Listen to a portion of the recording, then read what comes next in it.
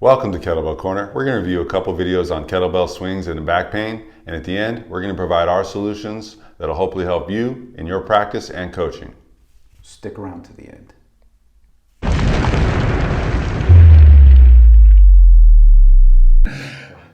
We're going to start out reviewing the Dan John video where he's answering a kettlebell user's question about swings and the back pain. Joey. All right, Joey. We have a question from Joey. I'm encountering a problem with my kettlebell work. My swing has always made my back flare up. Wow, even after multiple form checks with certified coaches. Okay, multiple form checks with certified coaches. All right, coaches, what are we doing wrong here? Hey, this seems like a perhaps silly place to stop the video and to start digging into this conversation. But there's a lot of information here. Multiple form checks with certified coaches. So first of all, you've got Dan John, who is got tons and tons and tons of experience, been doing kettlebell stuff for a long time, he's helped certify probably thousands of people. Okay, so the guy is well versed in what's going down in the kettlebell community. We also have a bunch of other coaches who are certified, and these coaches you'll see in the video. Not that it's necessarily his fault, but Dan doesn't have a lot of help for Joey. And there are some reasons why we think that we're going to get into. But these other coaches saw nothing wrong with what Joey's form is. And that has to make you wonder, why not? Yeah, what's happening here? Joey's in the breeze with back pain, and you might be too, but... So why are certified coaches not helping? And to give you something to hold on to in this video, what we are suggesting is that the current kettlebell community lacks a necessary understanding of certain critical components of kettlebell ballistics and swings in particular in this case. It lacks a useful vocabulary to talk about them, and it also lacks a coherent system to address these issues in order. This is really what we're looking after. So if we have multiple coaches and we don't have any problems, then we have a problem with that. Yeah. And we talk about coaching by shape or coaching by position, and that's what a lot of coaches do. They say, okay, this looks this way, must be right. This looks that way, it must be right. Mm-hmm. The sequence of things really makes a difference. So if you're coming through, you're getting your form checked by one of these two guys, the first thing we're watching for, yes, the shapes matter, we're not saying they don't, but the first thing we're watching for is the sequence. How are you producing force? How are you making this bell move? Because even if you get all the shapes right, but you are not making the bell move in the right way or in the way that is going to keep you safe, you do not pass the form check. Yeah. All right, play on. I have even dropped down to a lighter bell size and stuck with only two-handed swings, which I agree with you. I have given up on the one-handed swing for now, and I completely agree with you on that. However, I tried a couple light kettlebell snatch workouts recently when I wasn't able to make it to the gym a few times a week. I did the same weight, same number of reps in the kettlebell snatch, but without any issues in my back. Even though I've never gotten a form check for my kettlebell snatch, and can tell that my form is not as solid as a two-handed swing. Well, okay, so his form is not as solid with the snatch as a swing, even though he's had the swing check, but he's never had the snatch check. So possibly Joey's looking at shapes and thinks that's incorrect, but where are we at with this? It's the same weight. How are we looking around? Well, what I think is most relevant is it's the same weight, same number of reps, but no pain. So here's a guy saying, my form is correct with this one movement, yet it hurts. My form is incorrect with this other movement, but it doesn't hurt. And again, this goes to this idea that always happens of coaching by shape and position. And I think we also need to evaluate what are these ideas that we have floating around the community. You look at manuals, form standards, and they'll say, for example, the shin needs to be vertical or near vertical. Mm-hmm. We want to try to eliminate almost all vertical force from these movements. However, Well, how else do you make it a movement happen? these movements, and we've done plenty of stuff on this, and we'll do more. But these movements are primarily vertical in their force production. So when the manuals, when the gurus, when all the teachers and all the coaches are basically saying, let's try to get as deep into the hinge as possible. Let's make the shins vertical. Let's get the torso close to parallel with the ground. We're running into some problems, and perhaps Joey thinks that his swing is or looks correct because it's hitting all of the traditional kettlebell dogma, and the snatch is not. But again, one hurts and one doesn't, so it could be that the snatch actually, and I would say this kind of has to be the case, the snatch is actually more correct because he's producing force in a way that doesn't hurt him. Yeah, because he knows the shape is basically. All right, so now that we've heard this, what's the next thing we got to take a look at here? I was wondering if you had any insights on this or any advice for swinging without back issues.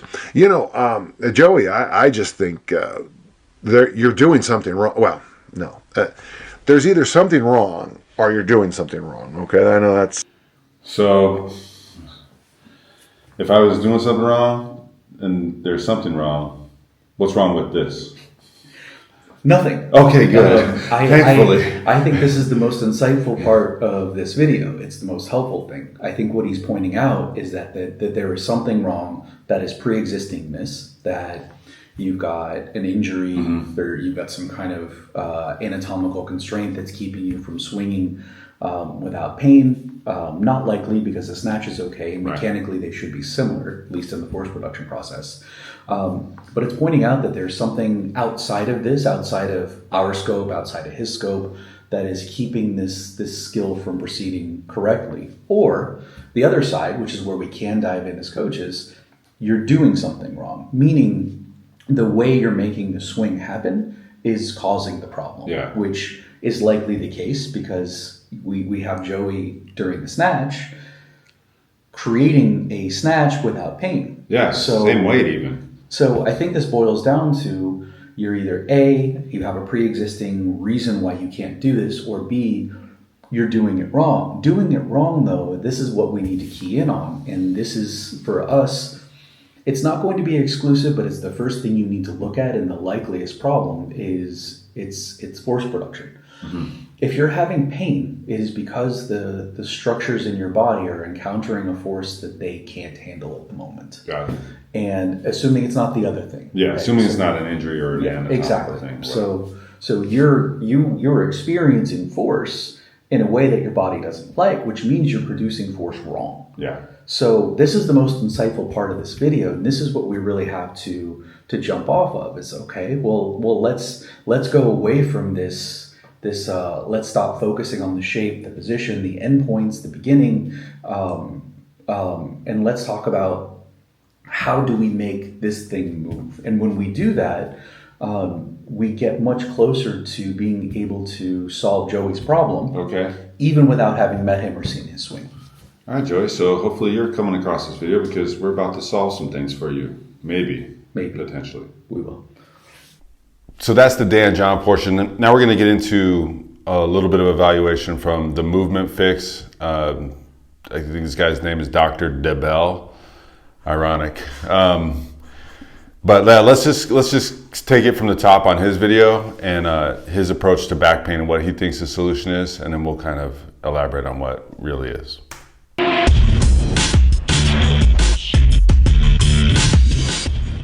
I'm Dr. Ryan DeBell from The Movement Fix. This is Movement Fix Monday, and what I want to talk to you guys about is one of the most common reasons that people have low back pain after doing kettlebell swings. Now, anytime I say someone has one of the most common causes. Now, anytime I say someone has low back pain due to XYZ, I don't know what the cause is because there are going to be a lot of different causes for all sorts of back pain. But this is something I have seen a lot, and it is very common. So let me show you guys what I'm talking about. There's two types of swings that people do in terms of how they stop the swing at the top. So there's a hard kind of muscular stopping point that people create. So for example, if I was doing swings to here, I go down, I come up, and then I create this firm muscular. So first thing to point out is during the demo, the sequencing is incorrect, the timing is incorrect. That's relevant. It demonstrates that he's not quite sure how to make a swing. That doesn't mean that he doesn't ever do kettlebell swings well, but his instinct, his intention, the way he moves the bell is incorrect. And that's one of the first things I look at before I get someone loaded up. If they're having, especially if they're having pain, I'll say, show me your swing without the bell. One of the first things, it's a dead giveaway. If the sequencing is incorrect, then you focus on that rather than some of the other things that he's going to mention in this video. And then I create this firm, muscular, controlled stopping point. So that's swing number one, which is what we want. The second type of stopping mechanism that people have is sort of this sagging into the joints of their back stopping. And so what that would look like is the person swings, and then when they get here, they sort of lean backwards a little bit, or if they're going all the way overhead, they go up and they sort of push their hips forward. Now, at first glance, you may not see it, or you may not realize that that can be an issue, but here's what's happening in the back. So imagine this person's doing a swing, and they go down and they come up, and then nothing happens at the spine at the top when they're creating that firm, solid endpoint using the muscles of their body, versus the person who goes down and then they come up and then they let this little through the joints happen. And hey, maybe that isn't a big deal after 10, 20 reps, but if you're doing a lot of swings, hundreds and hundreds, this little extension here can add up over time. This is probably a good stopping point for the video now. What do you see in here? I think I see more of the same. It's all about the end. Everybody wants to be at the finish, and what about the start? You know, that is I think the important thing to talk about. That's ultimately what we are talking about here. So he's making an anatomical argument that is based on spinal position. So we're getting into shapes again at one point during the swing. Now, can the mechanisms that he's suggesting cause pain? Potentially. You know, I'm not going to get out of my lane. I'm not a physical therapist. I'm not a doctor. I'm not going to talk about what could and could not cause problems to the spine, but the glaring omission here is he's talking about the spine being out of position, but in the ideal scenario, there is no load on that spine at the time. And there's a very big difference between a spine that is loaded and in a good position and a spine that's unloaded.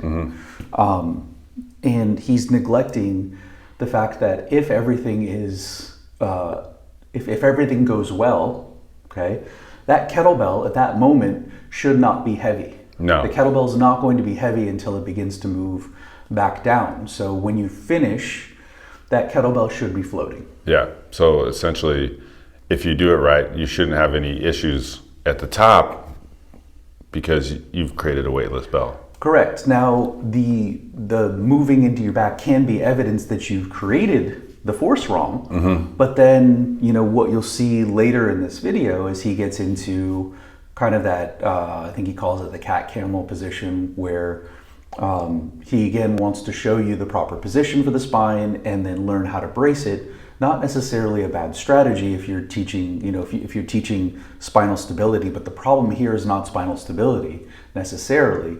First and foremost is the fact that that spine is ending up in that position because you are not generating force properly. So you need to understand how to generate force properly. Then that problem will go away. I've never seen anyone swing a swing properly and end up in that spot.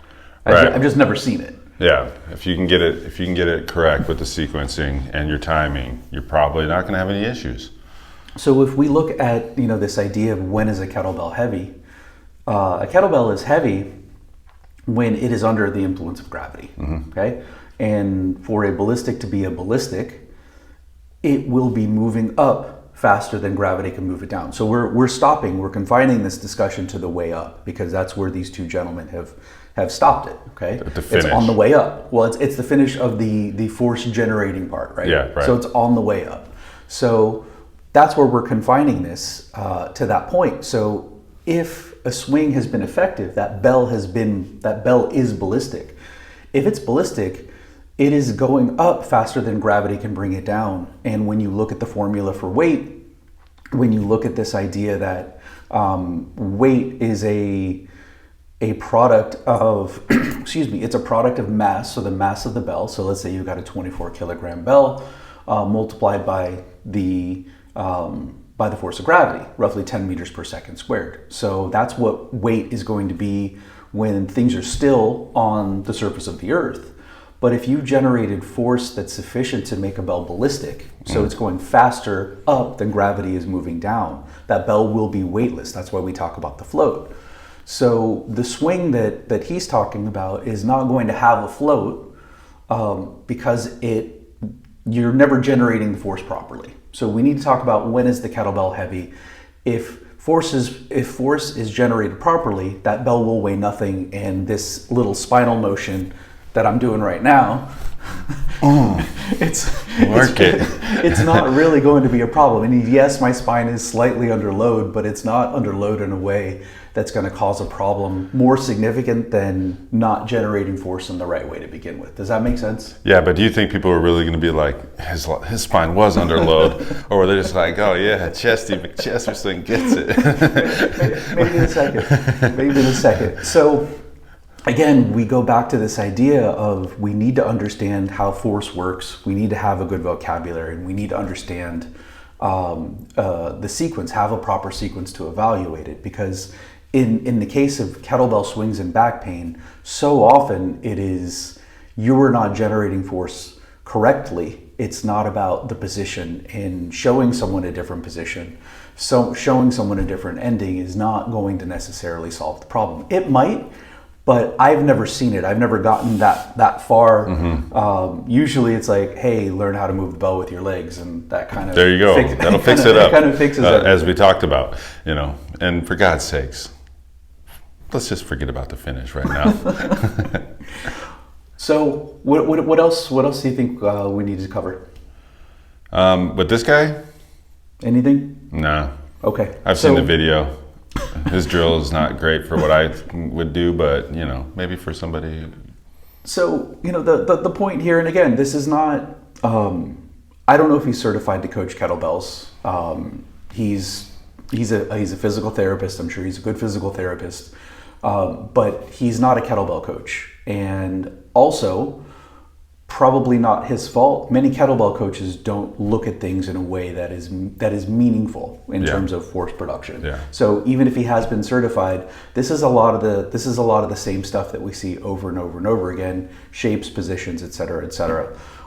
So probably no fault of his own, but again, you need to understand the way motion works in order to think about back pain, in order to think about what is actually causing problems, and what's going to cause problems is load that the body can't tolerate.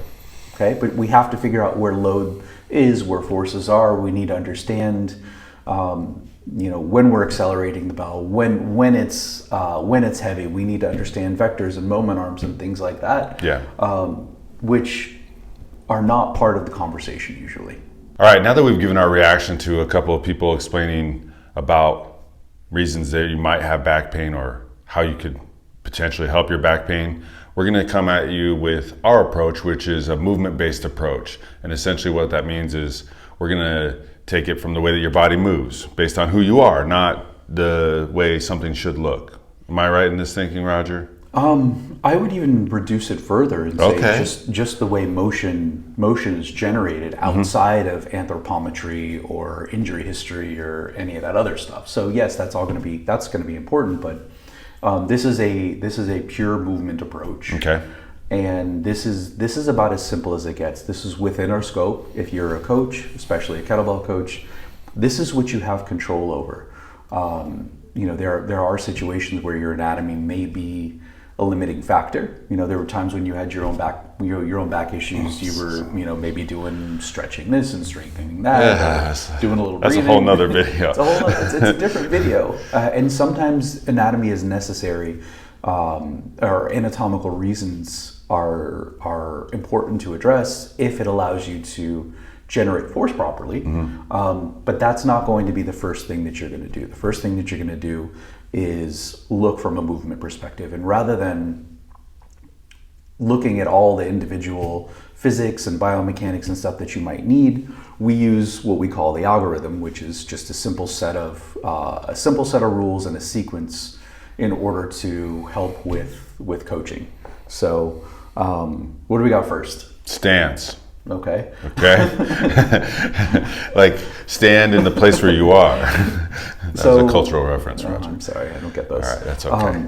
So stance is first because really what that does is it encompasses balance. It encompasses are you in the right position to generate force, and you will need a comfortable stance. Most kettlebell coaches have enough to understand if you're in a solid stance or not, and that might be another video. I'm sure we've done something. We do have some stance videos, and they're on our page. You'll see them. But the basic idea of focusing on stance is if you go to, let's restrict this to a swing. Okay. So if you go to hike a bell, very first swing, and your feet are lifting, your knees are caving in, you can't move the bell without some visible error or problem, then that's what you need to address. You need to address the stance because what you're actually addressing is balance, and balance is what we call the master quality. If you can't balance, you can't do anything else. Yeah, you're not going to be able to have the force to move the bell, and then it becomes right. a very top-down sort of swing. Yeah, and even if you did have the balance, the force would probably go in some kind of wonky direction because you're super wobbly. So we start with stance. If there's no problem there, okay, so just imagine we're looking at a swing. Someone says, hey, I've got some back pain. So that's the first thing we're going to look at. We're going to look at the stance. The second thing that we're going to look at is connection. Okay, so like our connection. No. Oh, like maybe your connection of your arms to your body. That connection. Oh, okay, yeah. So this is the opportunity for you to transfer that force into, I guess, the bell. So you move in the bell, right? Exactly. Okay, right. to that end position everybody loves so much. The analogy that seems to hit home with most people is the idea of putting an arrow on a bowstring. So the idea of the connection is we're looking to use our bodies to push our legs into the ground to generate force. So swing is a ground reaction force. We're generating force, and that force needs to go from the floor into the bell. In order for that to happen, we need a connection. So imagine trying to shoot an arrow with a bow that is not fully attached to the string. It's not going to work well. Yeah, maybe the arrow will shoot, maybe it won't, but it's not going to have the most force. It's not going to have a lot of accuracy. So the connection that you have between your arms and your body, sometimes you'll even get connection of your arms on your wrists. It depends on your individual setup. Yeah, your thighs. But you need to have as much connection as you possibly can, and that connection needs to be solid. Why do we look at that? Because if your connection is not solid, it doesn't matter how hard you drive your legs. That force is not going to go into the bell effectively. Yeah, you get that arrow that goes. Yeah. So what are the downstream consequences of that? You still want to get a bell, let's say, to this level, and it's not happening, and you don't have that good connection. So you're probably going to arch, or you're going to use your arms, or you're going to do something to generate that force. Yeah. So a bad connection can also lead to back pain. So that's the second thing that we're going to check. What's next? Well, it's only obvious. Leg drive. You got to get that force going. Yeah. So it really is, and this is something that we've talked a lot about in the community. We have a lot of people talking horizontal. Got to shove the hips forward. Got to shove the hips forward.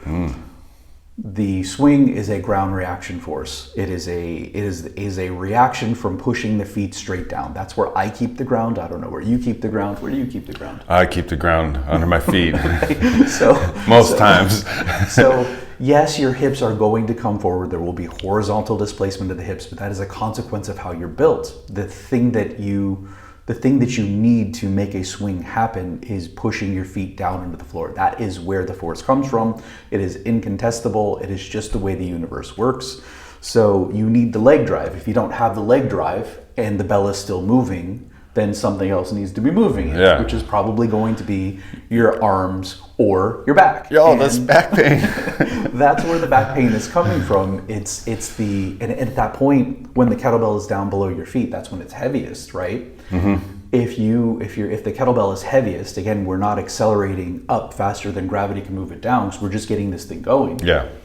And you're arching your back. Well, you're not just doing that. You're not just doing that position that we were warned against, but you're doing it under load, and that's where you're going to start to get the pain. So the leg drive phase is pretty important, and That's pretty much the main thing, right? Yeah, I mean, like, look, arguably, but well, look, if you're not balanced and if you don't have the connection, then it's not really going to matter. Which is hence why, the sequence. Yeah, that's why we've got the sequence. Hey, keep that connection during the leg drive. Okay, it's not just get connected and let the connection go. I think that's a huge thing to point out. It might be overlooked, but yeah, absolutely. You got to keep it. A lot of people will start to come away. You'll get the connection and you'll start to drive your legs, but the arms will come away too soon. Yeah, and a bonus pro tip on that is what you said the other day was thinking about the bell behind you and keeping that bell behind you. And when you're driving those legs, if you're thinking about keeping that bell behind you, even though it's not going to be possible. So like holding your arms down, down. like you mean it, you're going to get that better transfer of force, and you're going to be surprised your kettlebell swing will probably feel right. Yeah. Yeah. The next part is the redirection. Redirection does happen. It does happen in the swing. It's more pronounced in the clean and the snatch, but redirection is just once you have reached this vertical plank position, you're in that standing plank. Your force production is done for the most part in the swing. So you're standing up straight. That bell should just be floating away. You've already generated sufficient force, and it really doesn't matter what you do with your back, to be honest, until the bell starts to come until the bell starts to come back down. That's when you're going to get into trouble. But the redirection is really just the bell coming forward and up, because that force has nowhere else to go. You've come to an abrupt stop, and it ends there. So can the redirection potentially cause pain?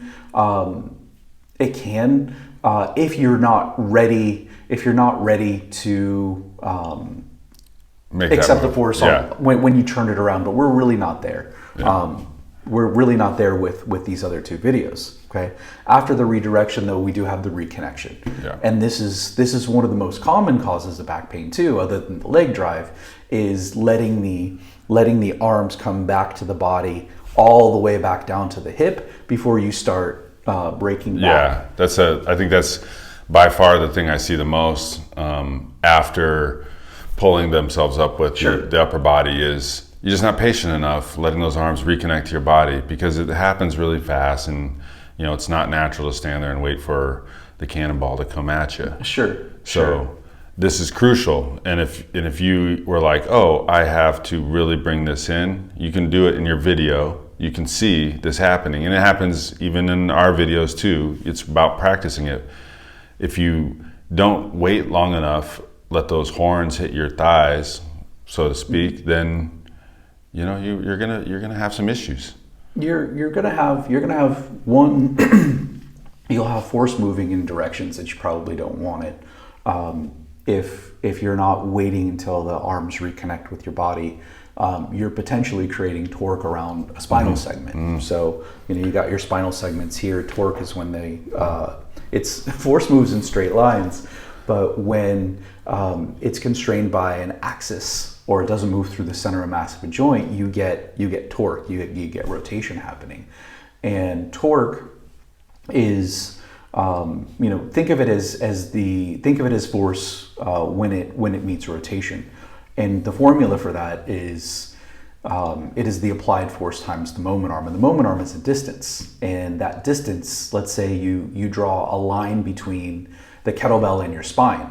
So let's say this is my spine right here, and this is the kettlebell right up against it, because I've reconnected my body, or my arms to my body. Then when I move back, everything travels as one unit. But let's say the kettlebell's out here and I'm already starting to break back. Well, look at there's a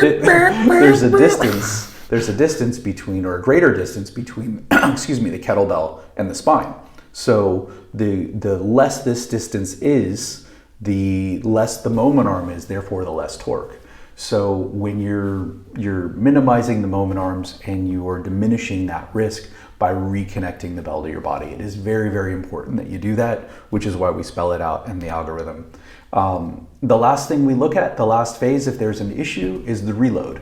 And the reload is basically what position are you in when you are ready to turn it around and go into another phase. For me, I see more anatomical problems in this situation. By anatomical, I just mean you don't have sufficient hip flexion, or you don't have enough flexibility in your tissues in order to allow you to accommodate that position and then stretch. So everything looks pretty good, and then you get into that back position, and everything, you just see a lot of wobble of the arms and the legs, and you're not in a position to accept that stretch from the bell. You're not in position to control that force.